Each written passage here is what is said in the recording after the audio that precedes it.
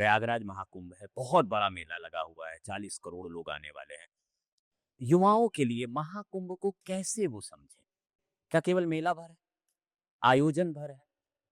साधु संत भर है? स्नान भर है? या क्या है महाकुंभ? समग्र है।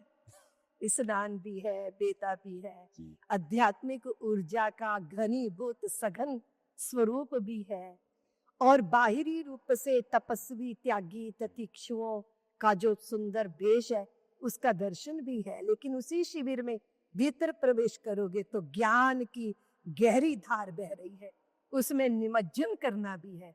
पूरे भारत की विविधता का एक साथ दर्शन भी है।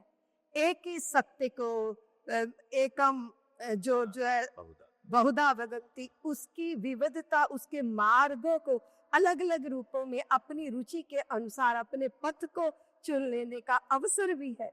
सनातन की भव्यता को देखने का अवसर है और उसकी गहरी दिव्यता को अनुभव करने का भी अवसर है। अवसर हो कि बिना निमंत्रण के करोड़ों लोगों का प्रवाह जिस तरह यहाँ चला आ रहा है और इतने लोग सनातनी एक साथ है और शांत भगवती गंगा की आंचल में उस शीतलता को अनुभव करके सिर पे पोटलियां धर के वापिस पूरे साल की ऊर्जा लेकर यहाँ जाया जा रहा है।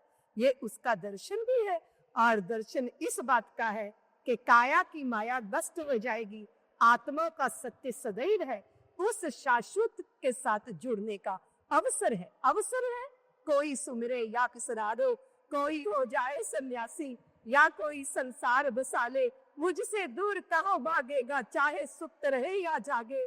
देखो वो संगीत उठा तो मेरे लिए निरुक्त हो गया, कोई बुद्ध हुआ क्या जैसे मुझ में ही कुछ बुद्ध हो गया, कोई मुक्त हुआ क्या जैसे मुझ में ही कुछ मुक्त हो गया।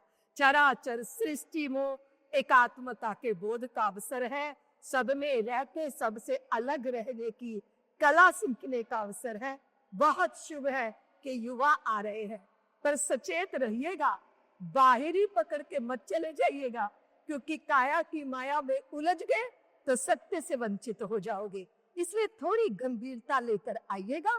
बॉलीवुड में आए नहीं हो, चमड़ी देखने आए नहीं हो, सब कुछ पाकर भी आप अधूरे हो, इसलिए पूर्ण होने आए हो, इसलिए पूर्ण प्रेम के साथ आओ, पूर्ण प्रेम लेकर जाओ।